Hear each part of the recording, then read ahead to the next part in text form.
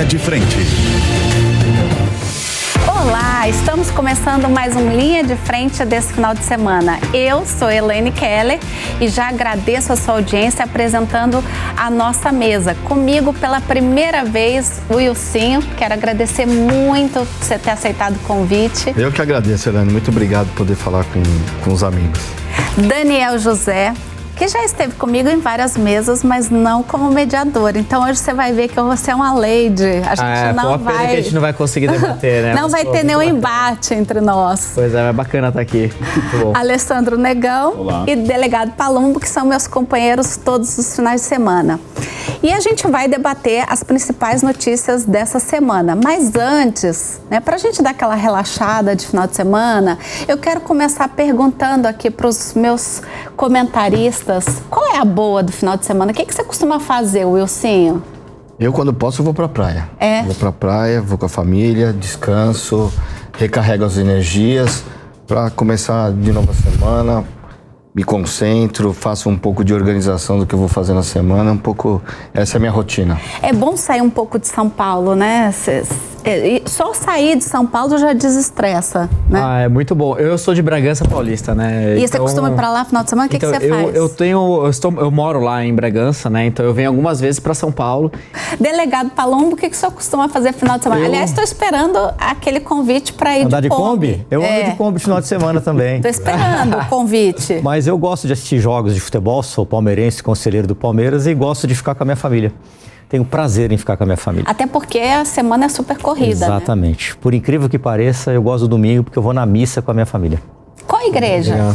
Eu vou na da Lapa, São João Maria Vianney, paróquia do Padre Raimundo, meu amigo. Ah, bacana. Legal.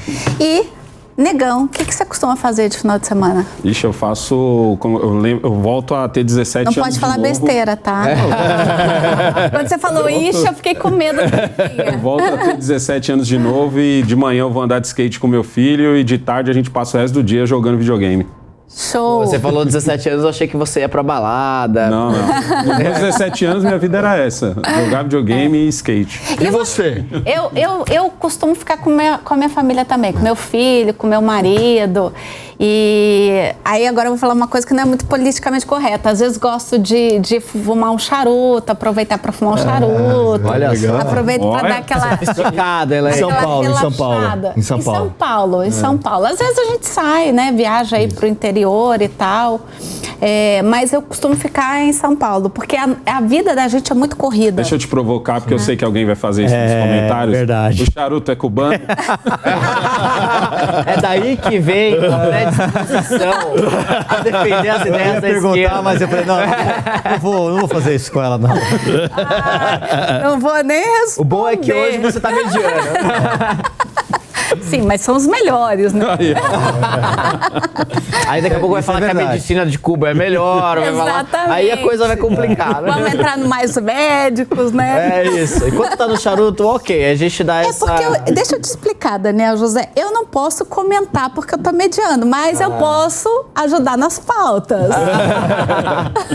Pode dar uma cutucada. Pois é. Bom, e você aí de casa, o que você costuma fazer e o que você está fazendo esse final de semana? Compartilha com a gente, coloca nas mídias sociais e coloca a hashtag Linha de Frente, tá bom? A gente quer saber, a gente também quer compartilhar e saber o que você está fazendo e o que você indica para as pessoas fazerem, né? O que você costuma fazer e que é legal, também um bom livro, né? Uma música, um filme, se quiser indicar, se estiver assistindo algum filme, lendo algum livro, indica e coloca lá, hashtag Linha de Frente. Bora começar os trabalhos? Bora. Então vamos lá, vamos falar da ministra Rosa Weber, do STF. O ministro Luiz Roberto Barroso tomou posse como presidente do Supremo Tribunal Federal na última quinta-feira. Barroso já deve assumir o cargo com o plano de acelerar as votações no Supremo. De acordo com informações do jornal O Globo, a ideia é levar já no início de sua gestão uma proposta administrativa sobre o tema para análise dos demais ministros. Atualmente, existem mais de 23 mil processos aguardando votação. Gente, eu falei isso aqui no outro dia. Eles julgam uma média de 400 mil processos por ano. 400 mil? Não, desculpa, 400 processos isso, por ano.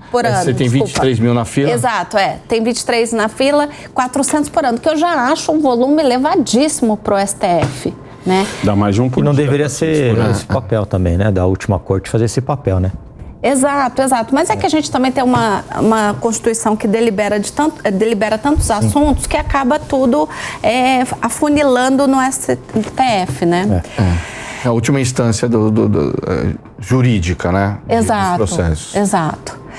Bom, mas o ministro Barroso assumiu o STF num momento de muita tensão entre os poderes legislativo e judiciário. Por que será? O Congresso tem debatido temas polêmicos pautados na gestão de Rosa Weber.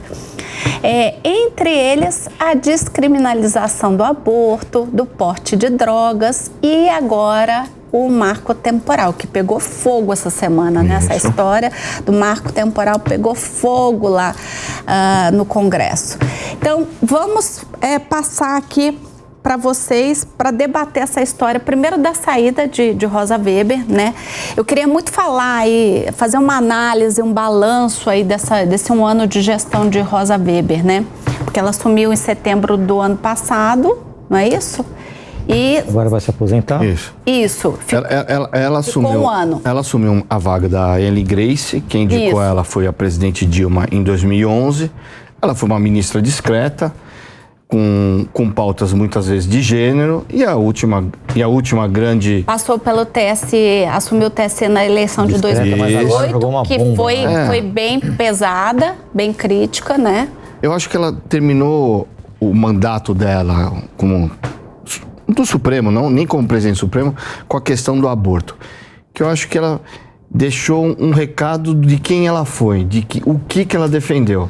Então, essa questão do aborto foi mais uma questão eu acho que de coroar um pensamento que ela levou ao longo da sua carreira no Supremo. Não era juíza, né, do Rio Grande do Sul, era juíza do trabalho, que foi crescendo. Não na carreira, porque depois ela foi indicada, se eu não me engano, para o Supremo Tribunal Eleitoral, depois veio para o Supremo.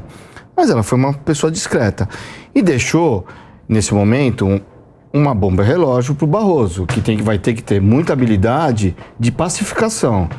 Hoje, no discurso dele, ele foi um pouco nessa linha, né? De pacificação e diálogo. No discurso que ele utilizou, ele estava com o presidente do Senado e o presidente da Câmara ao seu lado, falando nessa questão de pacificação. Mas o presidente Barroso é muito inteligente, mas também gosta dessas pautas que muitas vezes o Congresso se acha no poder de legislar. Mas não está certo? O Congresso se acha no poder e ele tem o poder de legislar. Eu vou passar para os amigos, mas tem uma questão que se fala muito agora dessa questão do marco temporal. A lei que passou no Senado. A lei do Senado, com todo respeito, tem um problema de origem, né? Porque o marco temporal é constitucional e você não muda a Constituição apenas aprovando uma lei. Você não muda apenas aprovando uma lei. Tanto é que o Lula, sabendo disso, vai usar essa possibilidade e não vai sancionar. E vai voltar para o Senado ou para a Câmara. Se não tiver uma ampla discussão novamente, ela vai ser aprovada. E não tem validade. É só uma briga institucional entre o Congresso e o Supremo. E é esse papel que o Barroso tem que vir agora fazer, a pacificação. Assim, a minha crítica ao trabalho do Congresso é justamente de não trabalhar, de fato, as pautas que são necessárias. E aí ele abre uma brecha para o STF fazer isso. A gente já até discutiu isso algumas vezes aqui na mesa, né? Pois é. Agora mesmo, por exemplo, na terça-feira, a gente tem aí a MP do Desenrola acabando o prazo dela. E, por enquanto, a gente não teve votação, né? E aí, o que a gente faz com o Desenrola? rola. nível de... E aí, quando é para ir de frente com a Suprema Corte na questão do marco temporal, eles no mesmo dia conseguiram votar, né, fazer uma votação ali super célere para poder fazer esse embate político. Ali, né? foi mais para mostrar que o Congresso ainda está vivo. Eu percebi muito mais isso. Mas mesmo a gente não tendo o Congresso ideal, ainda é o Congresso que a gente tem. É o certo, é o Congresso legislar. Olha só o que é... Vamos pegar essa pauta que a ministra acabou deixando aqui, a batata quente na mão do Barroso, a descriminalização do aborto. Que, em outras palavras, tirando esse nome gigantesco, na minha opinião, é como legalizar o assassinato. Então, isso não pode ser feito por 1, 2, 3, 11 pessoas que não foram eleitas. Essa é uma pauta muito importante. É realmente você legalizar o assassinato, porque ali a gente tem uma criança, um bebê inocente. Aí você tem também sempre aquele julgamento moral, né? Uma coisa meio ética, porque assim, se eu posso assassinar um bebê dentro da barriga da mãe, como que eu vou fazer depois que ele sair da barriga da mãe? Então, daqui a pouco a gente vai começar a debater também a pena de morte. Então, se eu vou poder assassinar... Porque eu não consigo ver de outra forma. Eu tento, de verdade, eu já conversei isso com muitas pessoas, mas eu, por exemplo, eu tenho na minha crença que quem tem que determinar a data, entre aspas, limite... deveria haver um consenso dos médicos, de dizer assim, gente, até aqui nós temos um amontoado de células, a partir daqui nós temos uma vida. E dentro desse a partir daqui, a gente tem que trabalhar essa questão do aborto. E ela não pode ser discutida ali só entre os membros do STF. Ela tem que ser discutida pelo parlamento, ela tem que ser discutida pela sociedade, porque eu vejo isso tão importante...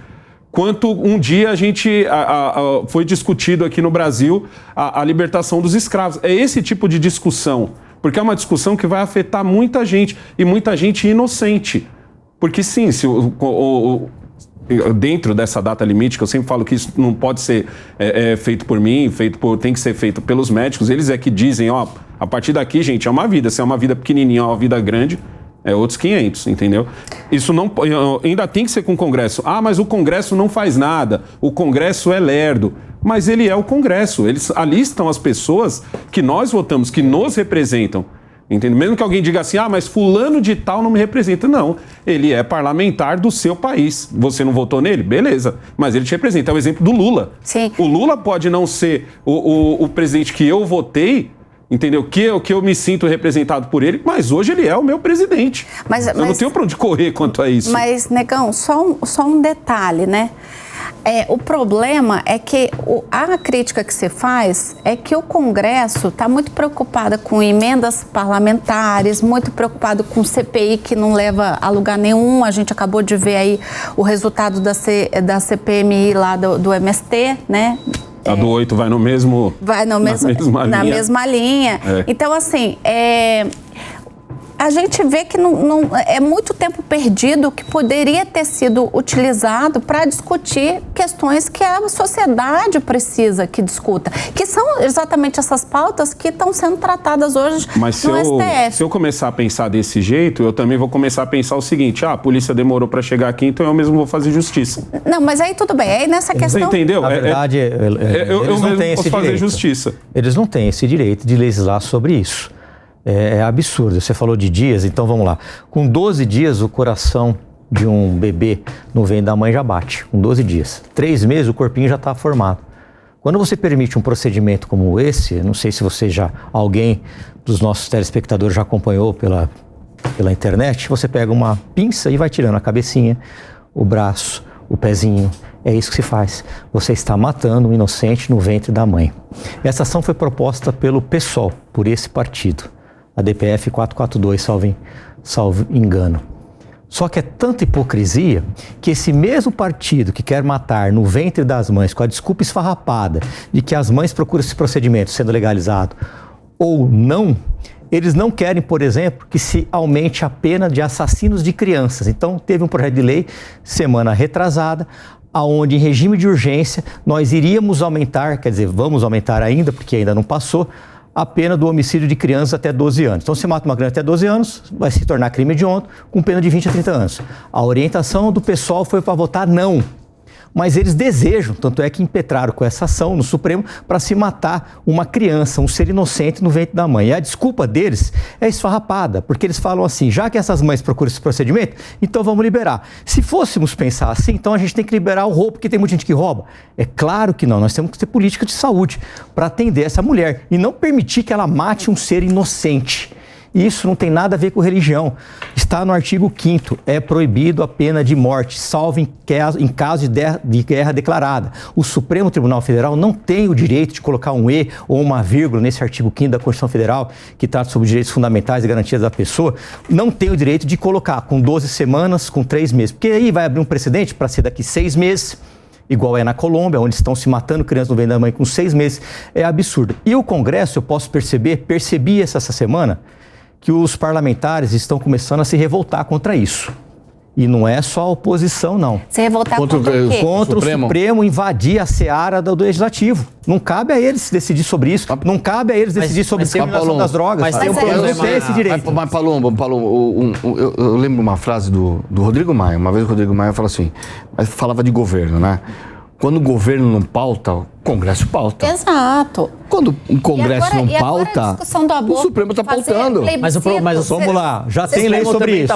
Já tem lei sobre isso. Que está sendo legislado. O que você pode abortar ou não. Caso de estupro ou em caso de grave perigo de morte da mãe. Isso. Já tem lá. O feto E aí, na cabeça desses alienados do PSOL, eles resolvem impetrar com uma ação para atender um viés ideológico deles.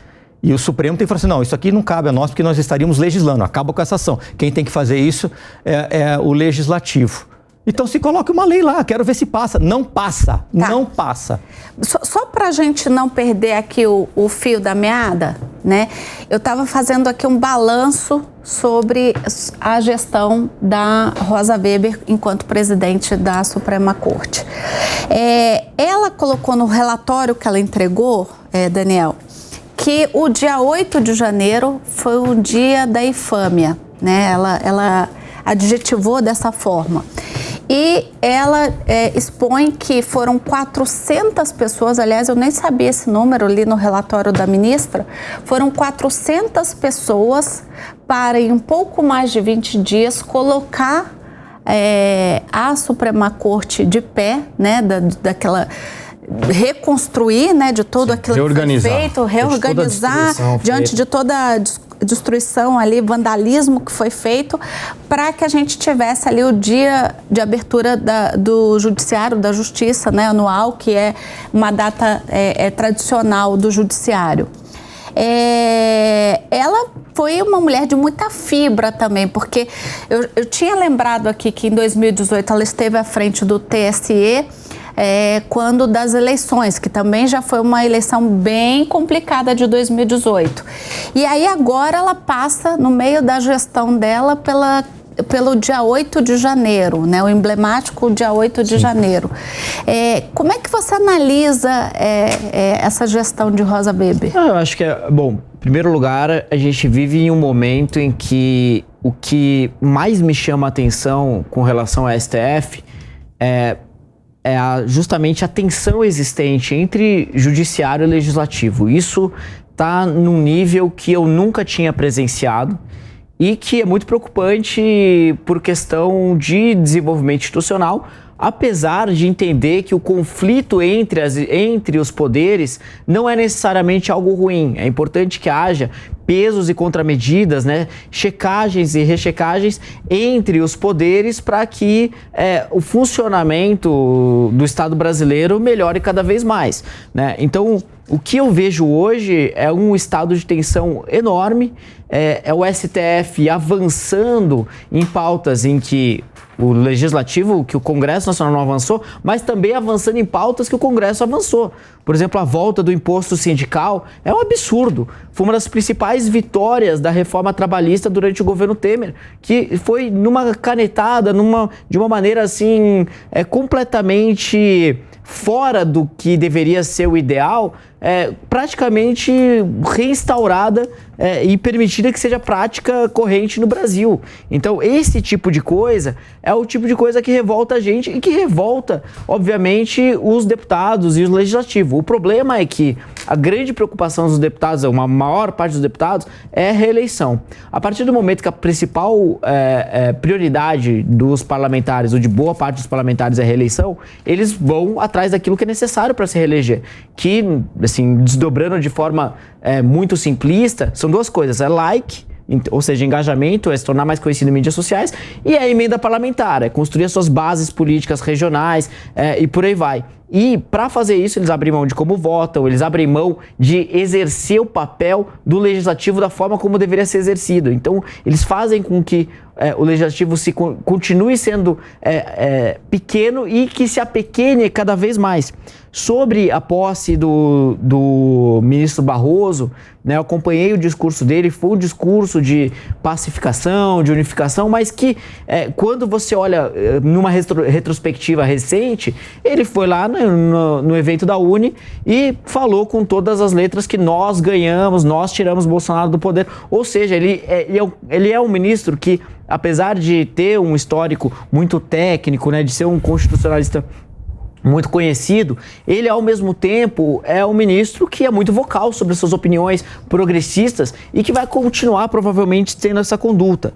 E, no meu ponto de vista, um aspecto das falas dele, pelo menos em algumas entrevistas, que eu achei bastante problemática, é a seguinte: tudo bem, no STF hoje tem mais de 23 mil causas, processos que estão para serem julgados, mas e que ele trouxe ali um debate, uma mensagem de aumento de produtividade do STF. Agora, a pior maneira de você usar tempo, recursos, energia é gastando tempo e sendo produtivo naquilo que você nem sequer deveria estar fazendo. E isso, no meu ponto de vista, é muito do que é o STF hoje. A gente tem que dar um passo atrás e debater qual deveria ser o escopo real do STF.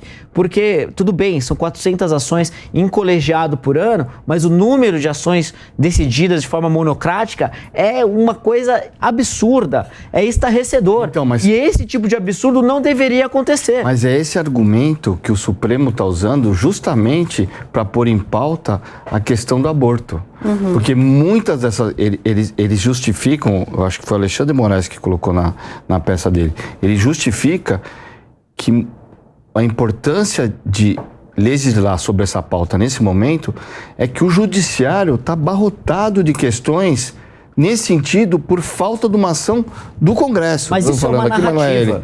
Isso é uma maneira que... Mas a lei já fala o que pode e o que não pode.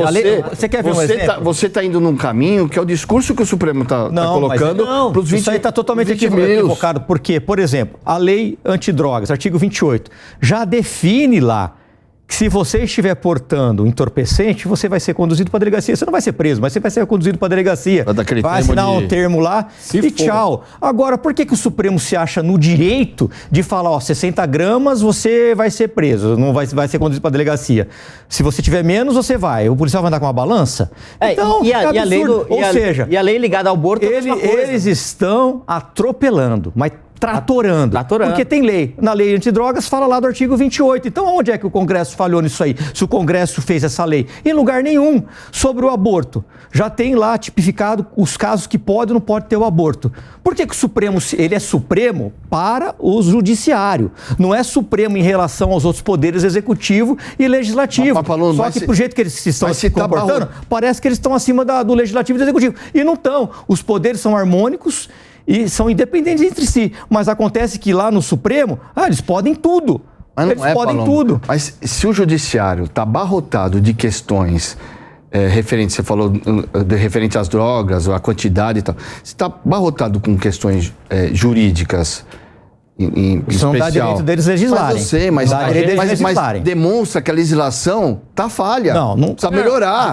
Precisa ter um outro caminho. A lei de drogas é bem clara. É muito clara lá. Está lá específico. Artigo 28. Portar entorpecente é crime. Até pra, você não pra pode vir agora, o Supremo, eu decido que não é. Eles estão falando assim, eu acho que não é, então vou dar uma canetada lá e não é. Então, é isso que eles até para ecoar com o Palombo, por exemplo, o marco temporal é uma lei que ela tem uma certa zona cinzenta, porque está lá escrito, as populações indígenas têm o direito às terras tradicionalmente ocupadas por elas e por aí vai. O que é tradicionalmente é debatível. Agora, outra coisa... Por que eles atropelaram? Agora, outra coisa é o imposto sindical. Por que atropelaram? O imposto sindical é uma decisão que já foi legislada e que acabou. Por que eles estão voltando? Outra coisa importante, uma decisão do STF polêmica e que eu acho que foi muito importante, a legalização ou a possibilidade do casamento gay.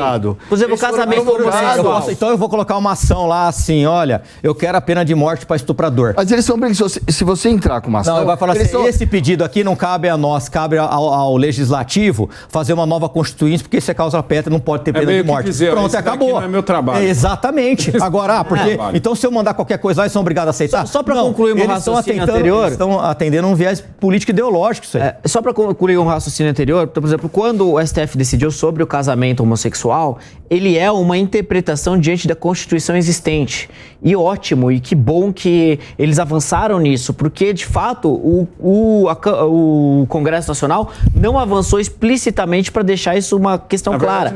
Dito isso... Né? O casamento a briga é agora. Isso. Tá bom. O casamento a briga é agora. Ok. Dito isso, você pegar toda a Constituição existente e querer mudar e querer ir uma direção completamente diferente daquilo que está estabelecido na lei, no meu ponto de vista, é um avanço, assim, inaceitável. É um retrocesso isso. É um avanço em termos de ativismo judicial que não deveria ser aceitável. Eles têm que porque eles estão mudando a Constituição. Eu concordo. Exatamente. Eles têm que interpretar a lei e não legislar. A lei antidroga já fala do artigo 28. Então, eu não sei por que eles estão se metendo lá. Sabe por que eles estão se metendo lá? Porque os deputados e senadores estão muito preocupados mais em emendas, em poder, em cargo, do que, opa, aqui não. Ninguém vota mais nada enquanto vocês não pararem com isso daí. Ninguém vota mais. Nós vamos votar essa lei aqui para deixar bem claro. Vamos desenhar para eles, portar entorpecente. Só um último argumento disso que é muito rápido, Elaine, que é o seguinte, e isso vale para coisas que eu concordo e que não concordo. Não é minha opinião. Por exemplo, assim, teve uma interferência, no meu ponto de vista, que foi um ativismo judicial que não deveria acontecer e que foi para uma direção que eu sou favorável. Por exemplo, quando o ministro Barroso julgou sobre o piso da enfermagem. Eu acredito que a intervenção dele foi positiva, mas ela deveria acontecer? Não deveria acontecer. Tá. Então, só para terminar essa pauta, né, da gente falar aí de um grande balanço aí da gestão de Rosa Weber, eu queria tocar num tema que eu acho que o delegado Palumbo vai poder nos ajudar bastante, que é o tema da segurança pública. A ministra, né, quer dizer, sob a gestão da ministra, né, a gente teve lá um processo em agosto desse ano que julgou a matéria do reconhecimento das guardas municipais como um órgão de segurança pública. Então, só para quem está em casa entender, hoje nós temos no Brasil 640 municípios que têm guarda municipal. E aí o que acontecia? A Guarda Municipal prendia um sujeito, né, que estava ali fazendo qualquer ilícito e levava para a delegacia e esse sujeito era solto porque se entendia que não cabia à Guarda Municipal a questão de segurança da... Falar guarda patrimônio público. Exatamente, só a Guarda Patrimônio Público não cabia a ela a questão de segurança pública, então ele era liberado, aquela prisão era relaxada. Com essa decisão, inclusive o relator foi o ministro Alexandre de Moraes, em agosto desse ano, agora a polícia, a Guarda Municipal, ela passa a poder fazer as prisões em flagrante, né? Ela foi reconhecida como um órgão de segurança pública. E diante de tanta insegurança que a gente anda vivendo no Brasil, né? Essa semana a gente teve aí mais situações tristes, né? A gente tem que colocar dessa forma. Ainda na quinta-feira, só para fazer aqui um parêntese, um menino que estava indo à padaria em Belo Horizonte, na zona norte de Belo Horizonte, comprar pão de queijo, chegou lá um monte de sujeito no carro, desceram do carro com revólver porque queria matar um sujeito que estava na rua. Uma dessas balas atingiu um menino no pulmão.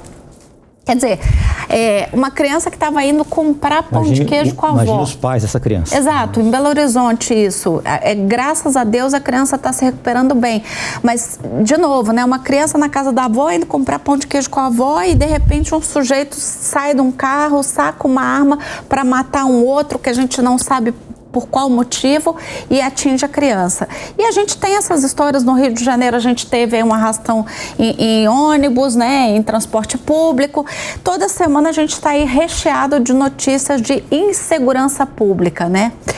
E aí a gente teve em agosto, então, essa decisão dando aí mais poderes às guardas municipais, e eu até fiz um levantamento, nós temos 640 municípios no Brasil que têm a guarda municipal. Queria ouvir o senhor como delegado, o que o senhor achou desse julgado? Eu achei que foi uma boa decisão. Aliás, a guarda, ela deveria estar inserida no artigo 144 da Constituição Federal como polícia municipal. Eu venho falando isso reiteradamente, que o futuro da segurança pública chama-se polícia municipal. E por que isso não aconteceu agora? Por causa de ego de instituições que não querem, que fica se degradando entre si, e quem sofre é a população, é o munícipe. Se você estiver sendo roubado em qualquer lugar da cidade de São Paulo, para a vítima, tanto faz se chega uma viatura da GCM, da Polícia Civil ou da Polícia Militar, a vítima quer segurança.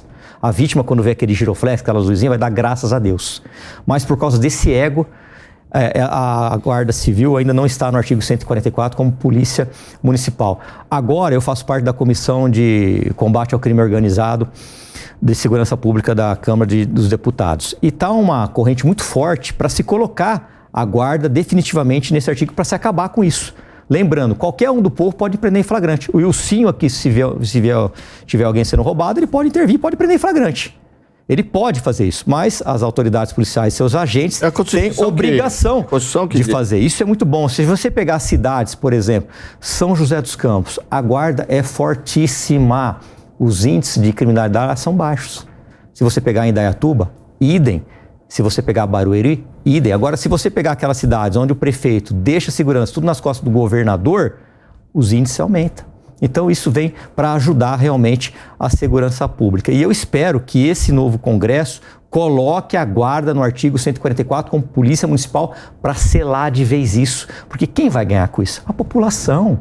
A população, eu tenho filhos, aqui todo mundo tem parentes que usam transporte público, a minha filha usa transporte público. Eu quero uma guarda civil aqui em São Paulo forte, bem armada. Elaine, eu fiz uma destinação de emenda para comprar fuzil para a guarda metropolitana aqui de São Paulo. O que eu apanhei da esquerda, mas eu aguentei firme. Eu falei assim, vamos até o final. Mas por quê? Qual o fundamento por quê? Eles te bateram? Porque eles não querem a guarda bem armada. Eu já troquei tiro com bandidos armados de fuzil. Eu sei o tanto que isso é indigesto. E numa das minhas trocas de tiro, os bandidos que estavam roubando o banco, naquela época eles explodiam os bancos aqui na cidade de São Paulo, em 2018, eles atiraram numa viatura da PM, estava sem fuzil. Atiraram numa viatura da guarda, estavam sem fuzil. Atiraram na viatura do roubo-banco e do Garra, tinha fuzil. Aí o combate ficou de igual para igual, 17 bandidos presos, parece que teve um ferido.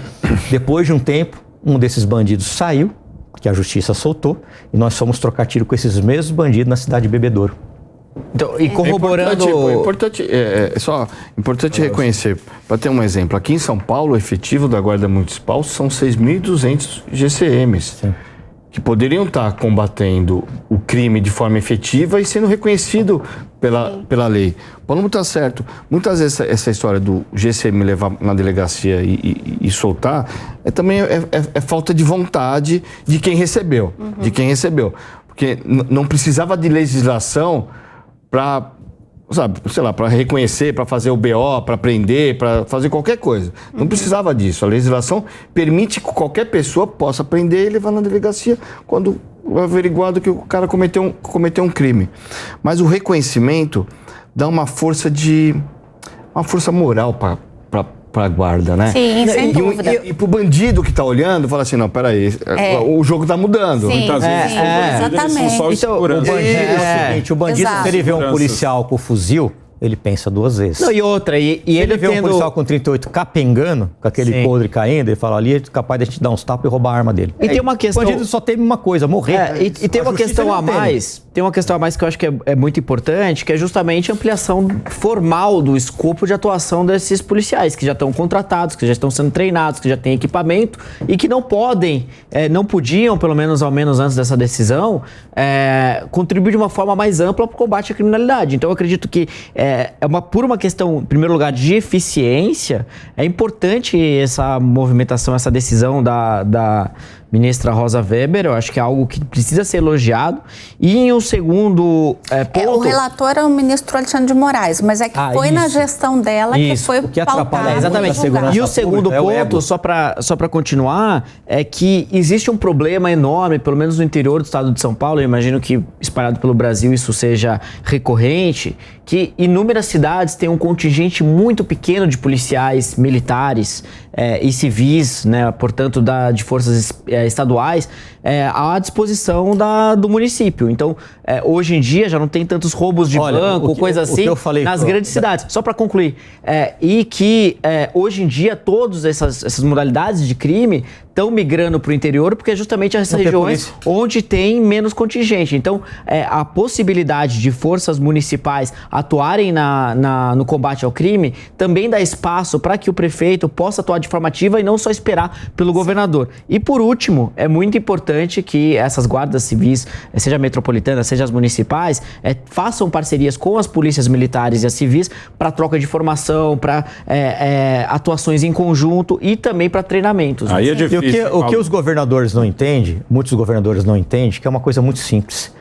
As polícias civil, militar, científica, GCM, polícia penal, tem ego entre os comandantes. Então, se você colocar, por exemplo, na Secretaria de Administração Penitenciária, como é hoje, colocar um coronel, pode ser que esse coronel odeie a Polícia Civil e comece a boicotar apoios que a Polícia Civil pode receber da Secretaria de Administração Penitenciária. Se você colocar um delegado ou um coronel para comandar a guarda, você pode ter problema com os guardas que não gostam de ser comandados por delegados e coronéis. Mas, infelizmente, alguns gestores, prefeitos e governadores não entendem isso. Quando o Bruno Covas assumiu a prefeitura, eu tomei a liberdade de falar com ele. Falei assim, quer começar a ajudar a guarda? Ele falou, o que eu faço? Falou, tire todos os coronéis do comando da guarda. Ele me indagou, você quer colocar um delegado? Eu falei, não, muito pelo contrário. Quem tem que mandar em guarda é guarda civil metropolitano. E ele me ouviu, eu até fiquei surpreso que ele me ouviu e trocou. Colocou um guarda, tirou os coronéis de lá e colocou a gestão feita por guarda. Poderia ser feita a mesma coisa na Secretaria de Administração Penitenciária. Agora teve uma guarda. Mas isso já aconteceu. A questão é o seguinte, Paulo, eu acho que esse é um debate muito importante para a segurança pública. Em 2013, eu fui consultor num projeto que foi muito bem sucedido na Secretaria de Segurança Pública do Estado de São Paulo, que foi um projeto em que uniu pela primeira vez a Polícia Militar e a Polícia Civil, que há anos não sentavam numa mesma mesa. E esse trabalho em conjunto, escolhendo os indicadores de criminalidade para priorizar acompanhamento no Estado, desdobrando esses indicadores para áreas menores que juntavam delegacias e batalhões. Então, o trabalho muito técnico de troca de informação, de troca de boas práticas, fez com que alguns indicadores, como o indicador de homicídio, que na época era 23 homicídios por 100 mil habitantes, caísse ao longo dos anos para 7 homicídios por 100 mil habitantes. Então, eu pude ver de primeira mão que, apesar dessa questão do ego e dos embates entre as forças policiais que a gente tem espalhadas dentro dos estados, é possível colocar todos numa mesma mesa e fazer com que trabalhem em conjunto visando o resultado e melhoria da Legal. Eu preciso trocar a pauta, porque senão eu sei que esse tema é riquíssimo e que nós passaríamos aqui todo linha de frente falando de segurança pública, mas eu preciso trocar o tema. Quem sabe um dia a gente não combina aqui, faz um linha só dedicada ao tema. Exatamente. Bom, gente, eu quero falar sobre um outro tema que essa semana nós tivemos a live, a conversa com o presidente, que é a live do presidente da República, Luiz Inácio Lula da Silva, que ele faz, né, tenta numa informalidade conversar e falar um pouco do que o executivo vem fazendo, né? Cada vez com menos audiência. O presidente está tentando entrar nesse mundo digital. Mas essa semana me chamou muito a atenção porque ele levou a ministra da Saúde, Nízia Trindade, e tratou de um tema que eu confesso que até eu tinha desconhecimento sobre o tema e achei interessante a gente trazer aqui para a mesa e até para o conhecimento da nossa audiência. Ele perguntou em determinado momento da live para a ministra da Saúde, a Nízia, é verdade que estão querendo vender o sangue dos brasileiros? Algo nesse sentido. Eu vou pedir para a Mel colocar o recorte aí da fala do presidente Lula. Que história é essa de que tem alguém querendo fazer projeto para que possa vender o sangue do povo brasileiro? Existe uma PEC, uma emenda constitucional de comercialização do plasma, porque o plasma que faz parte, né, do processo do sangue. O plasma ele é fundamental para o desenvolvimento de produtos que são usados para tratamento de doenças importantíssimas. Então, essa é a PEC, mas o sangue não pode ser comercializado, né, de modo algum. Então, aí, gente, a Nízia então fala aí do trabalho da Hemobras, né, que para quem não sabe e está nos assistindo, a Hemobras é uma estatal que cuida justamente de desenvolver aí a biotecnologia baseada no sangue, né, então faz medicamentos, desenvolve medicamentos, atende o Sistema Único de Saúde com medicamentos vindos aí, né, tendo como fonte o sangue humano, né? E aí eu fui entender um pouco disso, confesso, gente, que eu sempre fui muito ruim de biologia, mas resolvi me inteirar do assunto e trazer o tema, né? E até explicar também para a nossa audiência sobre o que está rolando aí no Congresso. Então, por que o presidente falou sobre isso com a Nízia? Porque tem uma PEC, a PEC do plasma, né, que está aí em discussão. Aliás, queria agradecer a relatora da PEC, a senadora Daniela Ribeiro. Ela não pôde hoje participar com a gente, ela até entraria aqui num link ao vivo, mas ela teve um compromisso, não pôde participar do Linha de Frente, mas ela mandou o texto final que a CCJ aprovou aí para a PEC do plasma. O que vem a ser essa PEC do plasma que está aí dividindo o Senado e as opiniões, né? A proposta é de autoria, né, inicial. Quem começou essa discussão, quem fez o primeiro texto para a PEC foi o senador Nelsinho Trade, e que tem a senadora Daniela Ribeiro é a relatora, né? E ela faz uma alteração, então, no artigo 199 da Constituição, parágrafo 4º, tá? O que diz o parágrafo 4º do artigo 199 da nossa Constituição? Lá determina o seguinte, que fala um pouquinho aí dos órgãos, né? Eu vou olhar aqui para minha cola, tá, gente? Só um pouquinho que eu vou pegar aqui a minha cola, né, que eu estou aqui, inclusive, com os dados que a deputada Daniela Ribeiro mandou aqui para a gente. O artigo 199, ele fala taxativamente que nenhum órgão, inclusive sangue, podem ser comercializados.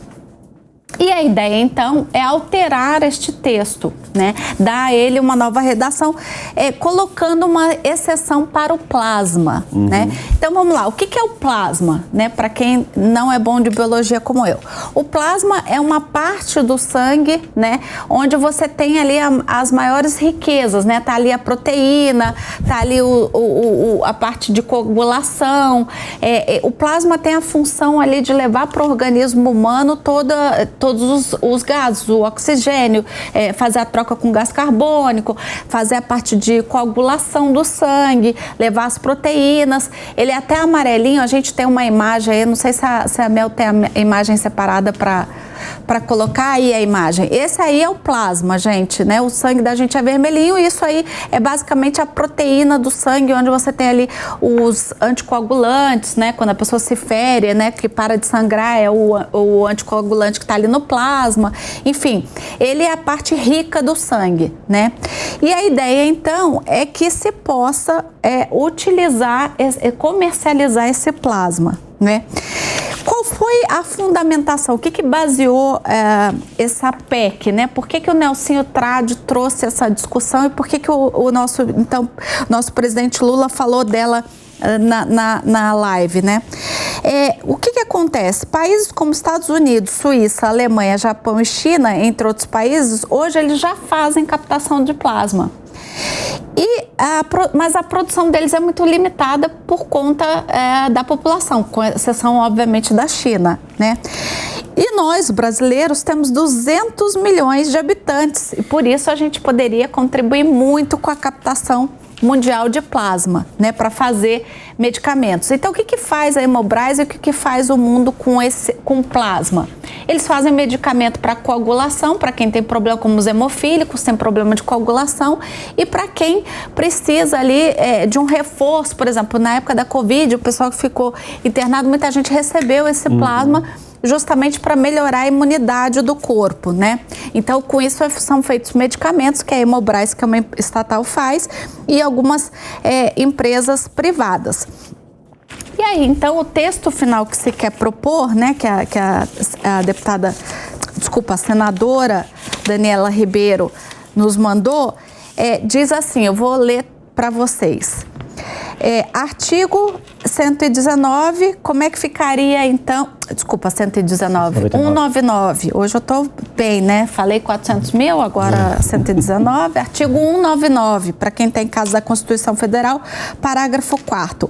A lei disporá sobre as condições e os requisitos que facilitem a remoção de órgãos, tecidos e substâncias humanas para fins de pesquisa e transplante, pesquisa e tratamento, bem como coleta, processamento e transfusão de sangue e seus derivados, sendo vedado qualquer tipo de comercialização. Esse é o texto original. O que eles vão incluir?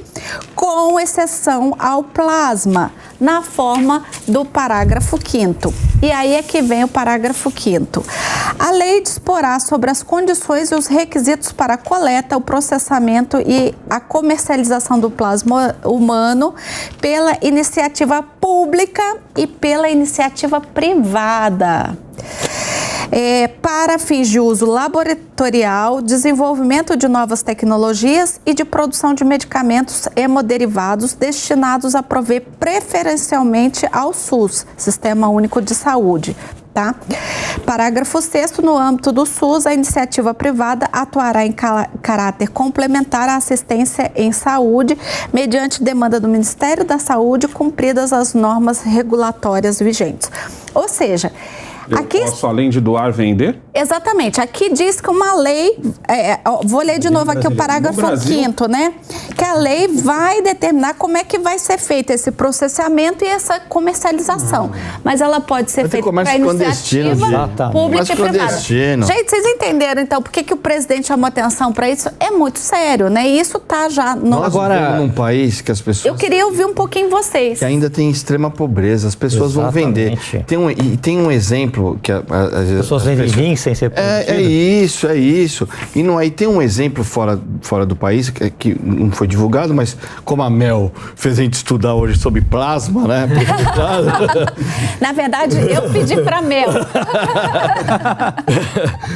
Na Bolívia, criou um caminho que as pessoas que tiveram Covid, com seu plasma, poderiam salvar as pessoas infectadas pelo Covid. Ou seja, eu tive Covid, Daniel, portador agora de Covid, pegou Covid agora, eu vou lá e dou o meu plasma para ele se curar do Covid. O que aconteceu? Virou um comércio. As pessoas começaram a vender e virou um comércio clandestino, porque a ideia era doação. Virou um comércio clandestino. É só tirar pelos Estados Unidos. Quem vende é sempre o cara que ele tá muito na precisão, mas muito mesmo. Aí, às vezes ele é dependente. Isso daqui, para mim, abre uma porta...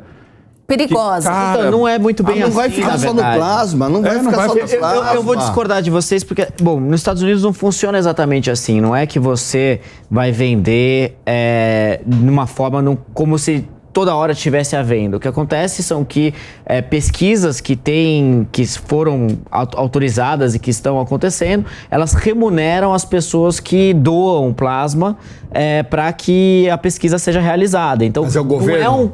Não é um comércio desenfreado. Então, isso tem que tomar muito cuidado. Mas nós estamos falando de Brasil, né, Daniel Eu José? sei, mas é muito Daniel. importante levar isso em consideração, porque um dos maiores problemas para o avanço da ciência brasileira é que a gente tem uma série de leis que vão na contramão da obtenção de materiais para se fazer as pesquisas. Então, quando você coloca o plasma como uma possibilidade para que haja algum tipo de, não só comercialização, mas também que o setor privado possa trabalhar com esse material, porque hoje a Hemobras, ela é uma estatal que é monopolista sobre as pesquisas realizadas com plasma no Brasil. Então, é importante, para o avanço da ciência, 2 aspectos, né? O primeiro é aumentar a disponibilidade de material para pesquisa, no Brasil e também eventualmente fora. E no Brasil isso é importante porque poucas pessoas vão doar plasma simplesmente para a ciência avançar sem nenhuma contrapartida. Então, os pesquisadores não conseguem fazer suas pesquisas. Então, é importante que haja um incentivo maior. E o incentivo financeiro, ele é um incentivo que é usado não só nos Estados Unidos, mas na maior parte dos países desenvolvidos como um incentivo para a geração de material para pesquisa. E o segundo é tirar esse monopólio estatal e permitir que as indústrias farmacêuticas também façam pesquisa e avancem para medicações importantes. Mas já tirar parou um monopólio quando? para pesquisa, ok. O Mas problema é a quando? possibilidade da comercialização. Isso pode diminuir a doação. Não, mas calma, a lei, ela permite que o plasma possa ser comercializado. Agora, os meios eu não pelos posso doar quais... voluntariamente? Você pode, Não, mas as mas pessoas sabe não o que fazem falta? isso. Mas Porque sabe o que é um falta processo que antes? demanda muito mais do Mas que sabe o que simplesmente falta tirar antes? sangue. Que nem, ó, eu me acho uma pessoa informada, mas eu tive que estudar sobre o assunto. Não, claro. Agora, Nem sabia que tinha direito, onde eu vou doar, quem cuida. Isso. Falta informação. Antes de pensar em vender, falta informação da possibilidade de doar, onde doar, como fazer, é quem vai importante. ajudar. É importante levar em consideração que esse projeto não tem nada assim que vá na contramão do que os países mais sérios do mundo fazem para nos avanço da países mais ciência. sérios do mundo, você como empregado de fast pobre. food consegue viver tranquilo. Já no Brasil... Não, mas não é. Esse argumento não é por aí. Para sobreviver. Deixa eu só então botar mais uma pimenta aqui para discussão. Em 2020, né, o Tribunal de Contas da União, o TCU, notificou o Ministério da Saúde pelo desperdício de quase 600 mil litros de plasma sanguíneo, tá? De acordo com a Procuradoria, o prejuízo poderia ter chegado a 1,3 bilhão de ano que reais. foi? 2020, né? Esse é um dado que a gente tem em Por que 2020. foi essa perda toda? Porque o sistema público não está dando vazão. Quer dizer, a gente realmente É por isso tem. que precisa também ampliar para o que o Então, a setor gente privado tenha acesso a esse Então, material. tudo bem. Então, a gente não precisa comercializar, concorda? Você não acha? Se a gente tem sobrando... Vendendo resolve se as pessoas não estão nem sabendo que pode doar? Pode ser, mas um aspecto extremamente importante desse projeto é justamente a quebra do monopólio estatal sobre o uso desses materiais. E quando o Lula, ele, enfim, critica esse projeto, e é importante salientar que nas discussões que estão acontecendo no Congresso Nacional, quem tem sido o opositor a esse projeto é a base governista. E Então é porque vai tirar o monopólio. muitos da oposição são favoráveis ao projeto. E o ponto importante, um dos pontos importantes é justamente esse, e me pareceu muito irônico, porque, em primeiro lugar, não é nada diferente do que os países sérios do mundo fazem, tanto para remuneração, né, para obtenção desses materiais de forma que possa remunerar as pessoas que topem doar, quanto a quebra do monopólio. Se você é contra isso, você de alguma maneira está freando a ciência. E a esquerda que lá atrás falava que o Bolsonaro era negacionista e por aí vai, hoje o Lula nessa fala, nessa live, mostrou exatamente a mesma coisa. Ele mostrou que ele é um negacionista científico, que ele é contra o avanço da ciência. Não, ele não foi contra a ciência, ele só foi contra a comercialização e, de certa forma, mas essa é uma prática que é utilizada por qualquer país mas que o problema desenvolve é que nós pesquisa estamos de forma falando do séria. Brasil, né? Do Brasil. Essa é a grande questão. Eu fico imaginando o tamanho dessa fila quando alguém escrever assim, ó. Aqui, independente da questão Vai entrega o sangue e o rim junto. Exato. Vai expor a população a Independente da assédio. questão partidária, me preocupa ferrado, essa quer um dinheiro. Vem comercialização. E não é. E vai vir empresas de fora comprando de forma clandestina. Exatamente. Não vai pagar em dólar, vai pagar mais, Exatamente. porque o dólar está superando qualquer.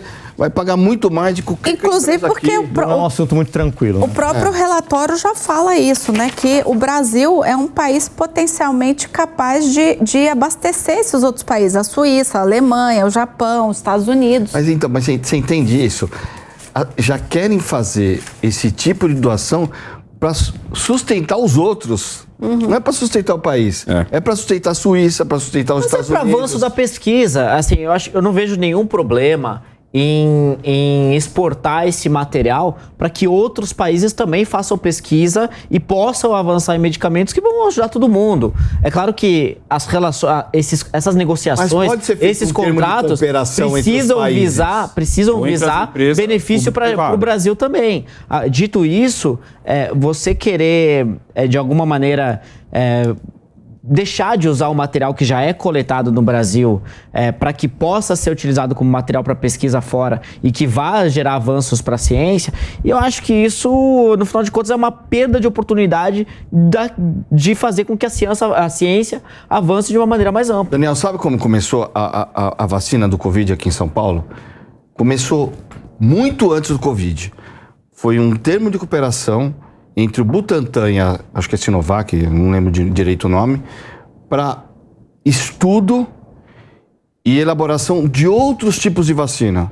E não precisou vender, não precisou comprar, estudo, foi um termo de cooperação. Fazer termo de cooperação entre os países para produzir através de plasma, remédio, vacina, para outras que essas 200, empresas não querem pegar precisa isso depois vender, não precisa vender, faz um termo, meu filho, vamos fazer um termo? Eu vou arrumar o plasma para você, vou aumentar o marketing, vou aumentar a comunicação para as pessoas irem doar, elas vão doar, eu vou te arrumar uma quantidade, sei lá, Aliás, vou falar as em empresas litros, vai, podem pagar o marketing. que nem leigo, vou te arrumar 1.000 litros de plasma para a gente achar a vacina de cura do câncer. Pode ser de cura para leucemia, que deve... Algum problema de circulação, por exemplo. Pronto. Faz um termo. Descobriu, os dois países vão Vão se beneficiar, né? se beneficiar. Essa é uma inclusive forma, uma boa forma. financeiramente. E não é só de saúde pública, a gente tem um SUS, nós vamos beneficiar através do SUS e vamos nos beneficiar financeiramente. Aqui você Mas teria essa é uma uma boa diminuição forma das de doações, fazer uma porque parceria. muita gente vai vir com aquela birolice de falar assim, mas então o SUS está vendendo o meu sangue que eu doei. Sabe como é fácil você Inverter. manipular, E aí inverter esse vai discurso? desestimular a doação. Vai desestimular Exato, a exatamente. doação e vai aumentar a coisa do...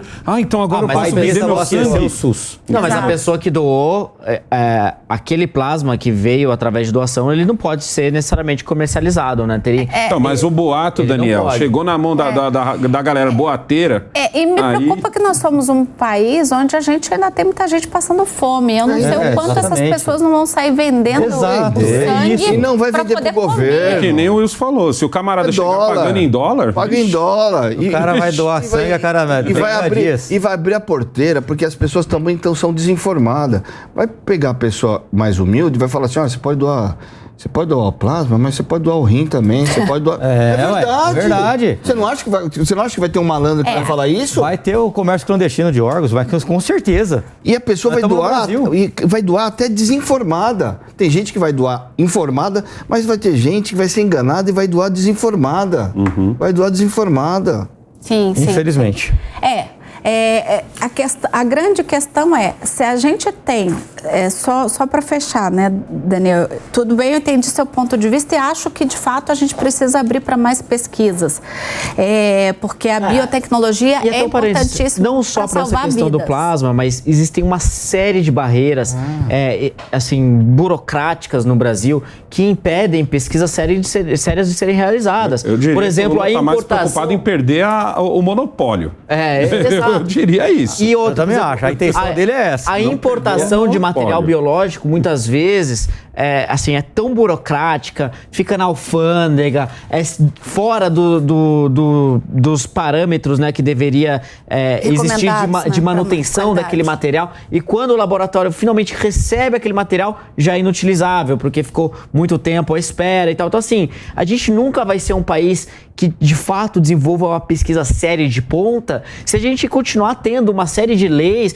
uma série de barreiras que impedem os laboratórios de terem acesso aos materiais adequados. Mas a partir do momento que a gente está tendo desperdício, talvez o caminho seja o que o Wilson colocou aqui. Vamos fazer, então, termos de colaboração. A gente tem que entender por que esse desperdício está acontecendo. Exato. Será que não é a Hemobras que não está cuidando bem desse material, que de repente não tem condições de armazenamento, quer manter o monopólio? Não, aqui falou o Ministério da Saúde, a gente né? precisa Não estudar a citou fundo para entender Hemobras. por que isso está acontecendo. Sim. O importante isso precisa ser debatido, ser discutido. Eu acho que ficou aqui no texto final uma lacuna, porque ainda vai ter uma lei para se discutir como é que vai ser feita essa comercialização. E nessas questões eu sou bastante conservadora. Eu tenho muita preocupação com essas questões de venda, de comercialização daquilo que é vida, né? E plasma é vida, a gente acabou de ver aqui. Então vamos falar agora de um encontro que estava sendo muito esperado, né? Finalmente. Presidente Lula e Campos Neto, presidente do Banco Central, se reuniram essa semana, né?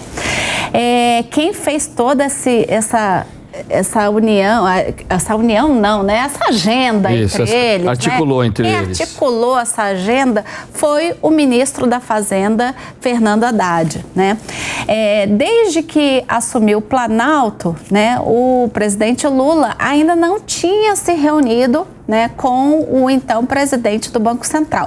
Vale lembrar, pessoal, vamos dar uma parada aqui só para explicar para quem está em casa. O Banco Central, ele se tornou independente, ou seja, ele já não é mais um órgão ligado ao governo, né? Ele tem a sua independência. Portanto, essa transição entre presidente Bolsonaro e presidente Lula foi a primeira transição entre presidentes da República onde a gente tinha um Banco Central independente. Portanto, o presidente Lula não pôde escolher o presidente do Banco Central. Por quê? Porque ele tem um mandato definido que atravessa de uma gestão a outra de presidência, né? Então, ele iniciou a gestão dele na gestão do presidente Bolsonaro e vai concluir agora no meio da gestão do presidente Lula, né? Então, é a primeira vez na nossa história que a gente tem o Banco Central independente e com essa transição aí. E isso gerou um desgaste. Por quê? Porque o presidente Lula, né, apesar de estar no seu terceiro mandato, né, como presidente, ele não estava acostumado com essa independência do Banco Central. E aí, no início ali do governo, rolaram umas rusgas, né, acho que todo mundo se lembra, por conta das altas taxas de juros, né, da Selic, né? E aí Fernando Haddad veio aí trabalhando, né, um cenário para que os dois se reunissem. Muito bem. Essa reunião aconteceu essa semana, né? E o Fernando Haddad considerou que essa semana era boa para isso. Por quê? Porque a gente já teve aí 2 quedas, né, sucessivas da taxa de juros, né? Então, o Campos Neto tem se mostrado aí bastante interessado em ajudar nessa questão da queda da taxa de juros. Também já fez aí um discurso público que é a favor da taxação, né, de imposto dos mais ricos. E com isso, a relação dele do Haddad parece estar bastante harmônica e Haddad, então, propiciou esse encontro com o presidente da República. E Fernando Haddad considerou que o encontro foi produtivo e sinalizou que as conversas podem se tornar periódicas. Segundo o ministro, Lula e Campos Neto fizeram um encontro com cordialidade, que serviu para construir relações. É isso aí. Aí agora eu vou jogar aqui para a mesa, né? E vou começar com o Daniel José, que é o nosso economista da mesa. Daniel, qual é tudo bem, é importante que os dois presidentes se conversem, né? Mas, na real, o que a gente pode assim ter de realmente frutos de uma boa relação entre os dois presidentes da República e do Banco Central? O que a gente pode esperar de uma boa relação? Muda alguma coisa para o cidadão normal como eu, como pode você? Mudar, sim. Pode? Não, pode mudar sim. É muito importante essa conversa direta, essa construção de um relacionamento mais próximo entre Lula e o Roberto Campos Neto por vários motivos. Eu acho que, dando um passo atrás, o Roberto Campos Neto ele é uma pessoa super educada, super respeitosa, e eu acredito, e todos que estão assistindo a gente devem provavelmente concordar comigo, que os ataques que a esquerda fez, que o Lula fez, que que a Gleisi Hoffmann fez contra o Roberto Campos Neto foram muito injustas no começo do mandato, porque o trabalho do Banco Central é um trabalho muito técnico, não é um trabalho político, é um trabalho técnico. E essa independência do Banco Central ela é muito importante justamente por conta da diferença da natureza do trabalho de um governo, que é um trabalho político, do trabalho da presidência do Banco Central. Como eu disse, é um trabalho muito técnico. O principal papel do Banco Central é resguardar o valor da nossa moeda, resguardar o valor do real, ou seja, controlar a inflação. Isso é muito importante. A gente viu nas últimas reuniões do Copom, né, o Conselho Monetário, né, que decide sobre para onde vai a taxa de juros, que teve redução da Selic. Então, as coisas estão se encaminhando um pouco melhor para que as taxas de juros caiam.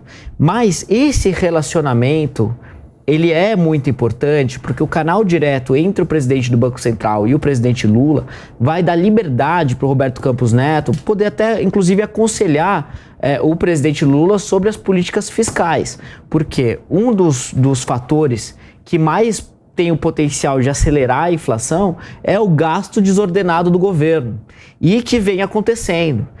O governo Lula terminou o primeiro semestre com um déficit de 55 bilhões de reais. Ou seja, ele gastou 55 bilhões de reais a mais do que ele arrecadou.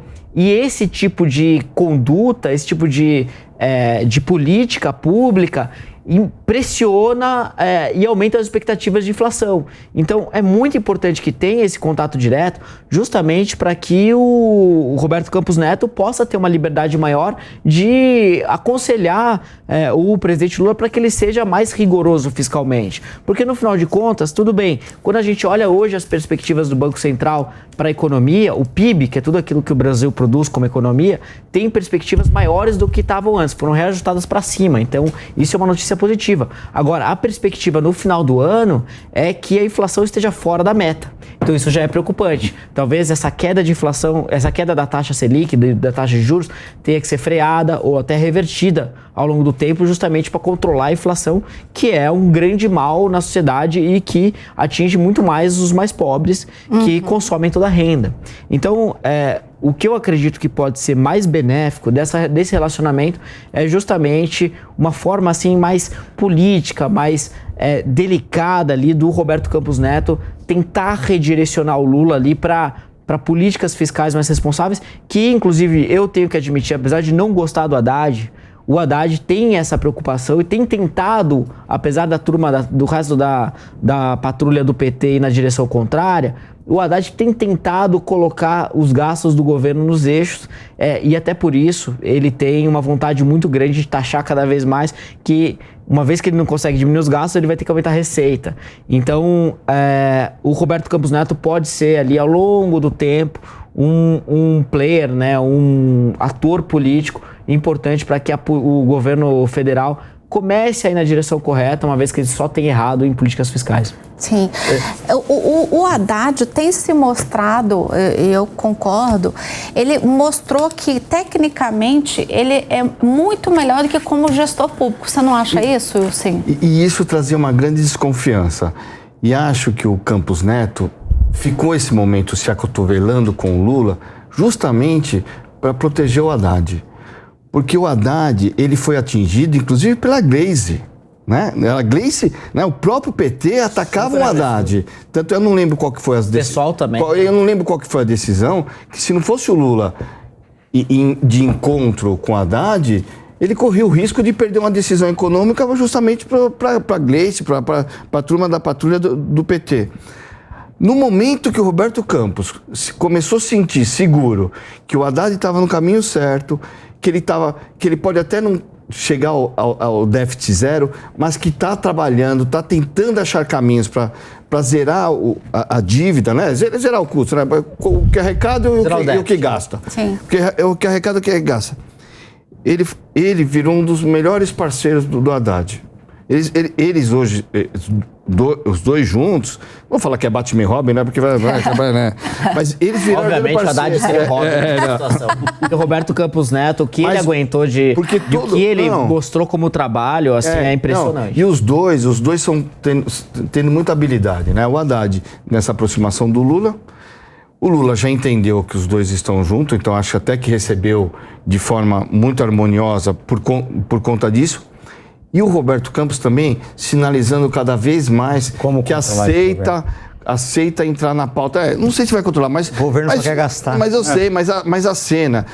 Mas o Roberto Campos sabe, tanto é que hoje ele foi no Congresso e reafirmou a vontade dele de taxar offshores e as grandes fortunas, que é uma pauta já que vem do governo anterior, mas que vinha inclusive com um valor de 6%, que o Roberto Campos acha muito pouco, e ele quer 10% justamente para ajudar o governo a arrecadar. Se ele não tivesse essa disposição de ajudar o governo, porque acha que o governo está num caminho de esforço e ele tem que fazer a parte dele, ele não teria feito esse discurso hoje no Congresso e estaria tratando o Banco Central de uma outra forma. Eu acho que virou ali uma grande parceria entre ele e o Haddad, mas fruto da habilidade política do Haddad como ministro. Agora, um outro ponto que eu acho que é importante, só para complementar rapidamente, é que o Roberto Campos Neto, ele pode ser muito importante justamente porque o Haddad não está conseguindo frear o Lula nos gastos absurdos. E não vai conseguir, porque ele não tem essa capacidade. Agora, o Roberto Campos Neto... Exato. Agora, o Roberto Campos Neto, ele pode ser uma pressãozinha a mais. Vai dar resultado? Eu não sei. Mas é melhor ter ele ali com mais proximidade tentando frear o governo do que não ter. Ele apanhou demais. Como é que foi lá em Brasília, como é que soou essa questão aí desse encontro? Elaine, os deputados lá, a maioria deles, principalmente de centro e de posição, estão mais preocupados com emenda. Se chegar a emenda para eles, que é isso aqui, para eles jogar na base deles, pensando na reeleição, para eles, estão um pouco se lixando. Enquanto o governo estiver jorrando emendas lá, eles vão aprovar o que o governo quiser. Eles votam sem ver, votam daqui, eles olham para o outro lado. Infelizmente, é assim. Agora, como é que eles vão sanar um déficit de 55 bilhões?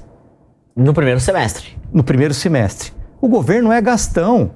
E o Roberto, ele está tentando de todas as formas segurar um pouquinho, mas não está conseguindo. Porque o governo gasta. E uma hora... a conta não vai fechar, vai explodir isso daqui, só não enxerga quem não quer isso aqui. O Negão, que é especialista em dar exemplos práticos, aí, principalmente do povo da periferia, de compra de produtos ali de feira, uma hora não vai aguentar isso aqui, são 55 bilhões. Nós estamos em... Aliás, foi bom você falar de feira. Negão, como é que soou para você esse encontro? Porque, assim, essa semana eu vi que a inflação para produtos de feira subiu muito. Pois é. Né? Tomate, banana, tudo lá na estratosfera, né? Aumentou muito o valor. Como é que soou aí para você esse encontro? Essa semana, até na terça-feira, eu fiz um tweet onde eu postei a foto da feira que eu fiz, que tinha pouca coisa e já tinha R$90 ali. Finalmente, né? Passou, a gente já está terminando setembro, a gente nem pode mais contar que já estamos praticamente em outubro e finalmente o presidente resolveu se encontrar com o presidente do Banco Central. Eu acho que é uma coisa mais de ego, é difícil para o Lula, que já foi presidente uma vez, foi presidente de novo, elegeu a Dilma sendo ali um presidente meio escondido ali, né? É difícil para ele entender o novo mundo, é difícil para o Lula entender a internet, é difícil ele entender que ele não manda, que tem certas pessoas que ele manda e a pessoa não obedece. Eu não vejo o Haddad assim como vocês veem, assim, nossa, como o Haddad é lindo e maravilhoso. Muito pelo contrário, ele tinha que, em primeiro lugar, segurar os gastos do governo. Na verdade, o Haddad foi muito criticado por ele não ajudar nessa gastança toda. Esse era o motivo do primeiro... Por isso que eu acho que o Roberto Campos se aproximou dele. Que vê que ele está num processo... Exato. O Haddad está segurando... O Haddad está de boa fé, mas ele está de boa fé brincando ali com uma criança birrenta que tá a fim de gastar dentro da loja de brinquedos. Mamar. Exatamente. Isso é que não falta. E tá ficando caro. A Selic hoje está em 12,75. Abaixou? Abaixou. Mas ainda não é o suficiente. Não é o suficiente. Não é porque o Roberto Campos Neto ele é maldoso. Nossa, como ele é ruim. Nossa, como ele odeia os pobres. Não é assim que o pessoal de esquerda gosta de falar sobre ele. Mas o pessoal também tem que entender que o governo é muito gastão. A Selic mostra o quanto o governo é gastão. Eu queria que a taxa de juros fosse 3, fosse 2, fosse 1, sei lá, entendeu? Porque assim, quem tem dinheiro nesse país de verdade não ia ficar jogando dinheiro aqui na Selic. Não, ele ia olhar e falar assim, quer saber, vale a pena eu abrir uma nova filial, quer saber, vale a pena eu contratar mais funcionários e fazer a roda da economia girar mais ainda. Mas não, o camarada olha o governo, ele olha o governo gastão, ele mira no Campos Neto e ele fala, poxa, se o Campos Neto está segurando em 12,75, mas abaixou 25... Não, ainda é muito alto isso aqui. Vale mais a pena você guardar o seu dinheiro nisso, deixar o seu dinheiro parado. Porque é um governo gastão. Gente, 8 meses, 53 bi devendo. O Palumbo, a gente tem muita sorte aqui. 53 bi foi no primeiro semestre. Foi considerando aumentou, né? 6 primeiros meses. Cada mês que vai passando vai aumentando porque o governo gasta mais do que arrecada. A gente tem muita sorte. Olha a sorte que você aí de casa tem, de você ter aqui no programa a participação de um parlamentar federal que pode nos contar em primeira mão. E ele está sempre aqui, praticamente toda semana, dizendo, olha, lá o pessoal só quer saber de emenda. Lá o pessoal tá como... Eu gosto do exemplo que o Palumbo usa, que é o exemplo do aquário. Tá todo mundo lá que nem peixinho esperando a comidinha cair, todo mundo de boca aberta, sem se perguntar pra que é essa comida. Você entendeu? Infelizmente é assim. Já era pro Lula já ter se tocado disso, já ter dado uma segurada, entendeu? Nesse acelerador aí, ficar mais tempo no Brasil, porque esse tempo que ele tá viajando pra tudo quanto é canto, ele já podia ter sentado com o Roberto Campos Neto, podia ter um diálogo muito mais aproximado, não só com o ministro da Economia. Legal, é importante? Legal, é importante, mas, poxa, é o cara ali que vai decidir se o grandes empresários, se o pessoal rico vai querer segurar o dinheiro numa Selic ou vai querer colocar na roda da economia. E outra coisa, esse negócio de, nós vamos taxar os ricos e taxar o offshore e o caramba, não sei... No final das contas, meu amigo, quem vai pagar essa conta somos nós, somos o mais pobre. Imposto no Brasil é muito simples. A gente pode ir lá, taxar os ricos, quanto foi, esse imposto vai descendo, desce, até que chega em você aí, no final das contas. Porque somos nós que seguramos esse bendito país nas costas, somos nós que pagamos, é com o nosso suor, com o nosso sangue, que é pago a gasolina do jatinho para vir aqui assinar não qualquer coisinha. Com o nosso sangue que tá pagando a gasolina, já vai... que tá vendendo. Pode falar do plástico. Mas um ponto importante. Daqui a pouco tá vendendo sangue. Não quer que subir liberal. E legal que o Negão mencionou sobre essa questão de taxação de grande fortuna, porque por mais que o nosso sistema taxe muito mais consumo do que investimento, do que outras áreas, ou do que renda ou investimento, como é nos países que têm os melhores sistemas tributários do mundo, isso não funciona também por uma questão muito prática. Hoje você consegue transportar dinheiro, não é transportar, mas deslocar dinheiro de uma forma imediata. Então, para alguém que tem muito dinheiro... Circular dinheiro, que você fala. Não é nem circular, mas, por exemplo, pega alguém que é muito rico no Brasil. Se vai aumentar, se vai ter imposto sobre fortuna, se vai ter imposto sobre offshore, mas o quanto custa para ele mudar a residência fiscal dele para um outro país, é nada. Então ele vai embora, ele leva todo o dinheiro dele embora. Ele nem espera decidir, só o vento só o vento da promessa já faz ele... Nem sempre criar um novo imposto ou aumentar a alíquota de um imposto existente aumenta a arrecadação. Isso nem sempre acontece. E a gente está vendo no Brasil hoje, a alíquota aumentando e a arrecadação caindo. E a briga... Tá certo, vai sobrar o mais pobre. Só uma última aqui, pessoal. Essa briga do Lula com o Campos Neto para baixar os juros é uma briga que já vem sendo pedida pelos varejistas. Assim como fazer o pessoal da alfândega trabalhar mais em cima do imposto lá dos 50 dólares, que não foi invenção do Lula, apesar de algumas pessoas até direita falar que o Lula inventou o imposto. Não, esse imposto já existia. O que o governo está fazendo agora é, de certa forma, trabalhar. Entendeu? Por isso que estão taxando tanto você aí. Aqui é a mesma coisa. Os varejistas estão pesando no Lula, porque se ele baixa esse imposto, o Lula quer tanto baixar, o imposto não, desculpa, a taxa de juros, para que volte ao pessoal consumir mais. Mas o pessoal consumiria mais se você abaixasse o imposto sobre o consumo. É horrível o quanto a gente tem que já se matar de trabalhar, já deixar uma nossa parte do nosso trabalho para o governo e depois deixar uma outra parte. Ai, mas é a empresa que é taxada, negão, não as pessoas. Aí a empresa faz o quê, meu amigo? Você acha mesmo que ela amarga essa taxação? Ela passa para ti essa taxação. Exato. Por isso tudo é tão caro nesse país. Se baixasse o imposto, nós consumiríamos mais. Um bom exemplo está na carne, que não tem nada a ver com o governo, não foi ele que abaixou.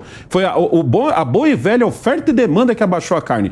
Aumentou o consumo em cima, só porque abaixou um pouquinho. Agora, um ponto que eu acho que é importante, assim, para finalizar meus comentários sobre a questão do Banco Central e do Roberto Campos Neto, é que todo mundo precisa entender, e eu adoraria, uma das coisas que eu mais gostaria é que o Lula fizesse um curso básico de economia de 3 horas. Não precisa ser assim, 3 horas, entende os princípios básicos, e talvez o Roberto Campos Neto seja a pessoa que dê esse curso para ele. Seria ótimo se isso acontecesse. Eu duvido. Porque a economia, ela é feita de vasos comunicantes. Se você faz uma medida de um lado, ela vai reverberar em todas as áreas. Então, não existe fazer uma medida a fórceps para abaixar a taxa de juros na marretada. Isso tem impacto em outras coisas, vai desequilibrar totalmente a economia. Então, a forma sustentável da gente garantir que a taxa de juros abaixe e se mantenha cada vez mais baixa é controlando os gastos do governo. E para isso precisa da mudança de atitude do presidente. Aproveitando a tua presença aqui na linha de frente, vou aproveitar também os minutos finais e te perguntar uma coisa. Com a saída de Campos Neto, você acha que quem assume vai ser Galípolo? Eu acho que tudo se encaminha para que seja o Galípolo, né? É por isso que ele já foi nomeado diretor lá do Banco Central, né? Não só a presidência, mas toda a diretoria tem mandatos e conforme os mandatos vão acabando, vão sendo substituídos por indicações do presidente, né? Então, o primeiro indicado para ocupar uma posição vaga na diretoria do Banco Central foi o Gabriel Galípolo. E vamos ver, assim, como ele vai reagir. Eu, sinceramente, né, eu já tive em vários momentos com ele, já conversei com ele, já ouvi falas dele e, dependendo da audiência, ele fala uma coisa diferente. Eu não sei o que de fato ele pensa. E isso é uma coisa que me preocupa, porque às vezes eu vejo ele falando num discurso muito mais pró-gastos e muito mais pró-público da esquerda, e quando ele está falando para empresários, ele fala de um discurso muito mais pró-responsabilidade fiscal. Então, no final de contas... Ele é político? No final de contas, é difícil, assim, ele que supostamente deveria ser uma pessoa técnica e, enfim, em vários quesitos ele de fato. Foi indicado pelo Lula? Foi indicado pelo Lula. Sim. Então, ele era da equipe do Haddad, né? Exatamente, ele era secretário do Ministério da Economia e que agora foi nomeado para o Banco Central, para a diretoria do Banco Central. Então, assim, eu não sei de fato como ele pensa. Vai ser muito importante acompanhar os próximos passos e ver o que vai acontecer, porque esse é um dos pontos, do meu ponto de vista, mais importantes em termos de criação de expectativa de políticas monetárias. Quem vai ser o próximo presidente do Banco Central vai determinar muito sobre a economia brasileira nos próximos anos. E se o Lula resolver botar ali algum cara no estilo do Guido Mantega, aí, meu amigo, é para rezar e torcer para que ainda exista Brasil daqui a 2 anos. Tá certo. E sobre essa discussão que o Lula queria voltar com a história de acabar com a independência do Banco Central. Claro que você é contra, né? Obviamente, assim, isso é um absurdo. A independência do Banco Central é extremamente importante para que o trabalho orientado pelo presidente do Banco Central seja exclusivamente técnico e não dependente de uma nomeação política ou que ele possa cair em algum momento se ele discordar do presidente. É só ver na época do Tombini. Tombini fez algumas medidas não técnicas para agradar Dilma. E, enfim, a economia foi para onde foi. E o que aconteceu com a Dilma a gente viu. Então, para que esse tipo de medida não aconteça, para que o presidente não use o Banco Central de forma política e prejudique a população e prejudique o valor da moeda, ou seja, que aumente a inflação, que impacta mais nos pobres, é muito importante que se mantenha independente e tenha cada vez mais independência. Mas é difícil porque se tiver independente... Rapidinho, 30 segundos. Ele vai, a gente tá terminando, infelizmente. Ele vai ter o que ele tanto quer, que é poder ter uma maquiagem ali, né? Nas contas. Vai dar uma impressão de que a economia tá boa. Você, Oceano. Eu acho que é importante Banco também. Central tem que ser independente, tem que né? ser dependente. Tem que ser dependente. E prova que tá dando certo a independência. Sim.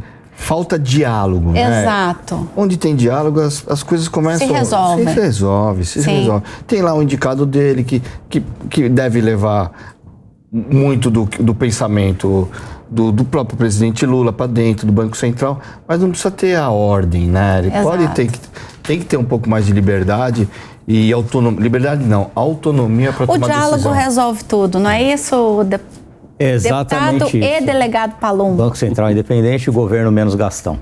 Exatamente. Gente, a gente vai encerrando, né? Infelizmente passou super rápido, né? Nossa, a conversa estava muito boa, né? Vamos pedir para a Jovem Pan para aumentar nosso tempo no sábado para 2 horas, porque vale, né? Vale. A gente sempre termina quando a discussão está acalorada e está boa, né?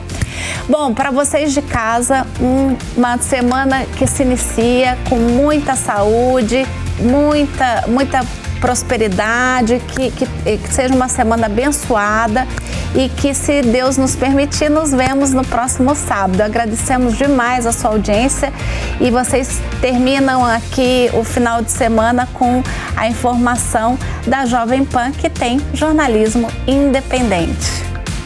A opinião dos nossos comentaristas não reflete necessariamente a opinião do Grupo Jovem Pan de Comunicação.